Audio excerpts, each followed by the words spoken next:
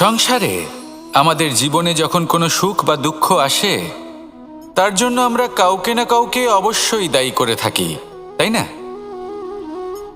এই ব্যক্তি আমাদের সাথে এরকম কাজ করেছেন, তাই আমার সাথে এমন হলো। ওই ব্যক্তি যদি এমনটা না করতেন, তাহলে আজ আমি ওই স্থানে পৌঁছতে পারতাম। সবই আপনার দৃষ্টিভঙ্গির ওপর নির্ভরশীল, আর যদি আপনার দৃষ্টিভঙ্গি এমন হয়, তাহলে তা অনুচিত। সত্যি কথা বলতে, এই সংসারে ভিন্ন ভিন্ন ধরনের মানুষ আছে।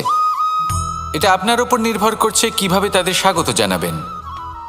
একবার ভাবুন, আমি আমার দুটো হাত সামনে নিয়ে এলাম, দুটো মুঠো খুলে দিলাম।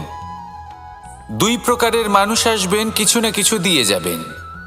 এই মুঠো যদি আমি বন্ধ করে দিই, তাহলে না কেউ আমাকে কিছু দিতে পারবে, না আমার কিছু যাবে আসবে। নিশ্চয়ই বুঝতে পারছেন এই দুই ধরনের ব্যক্তি কারা এবং তারা কি দিয়ে যায়।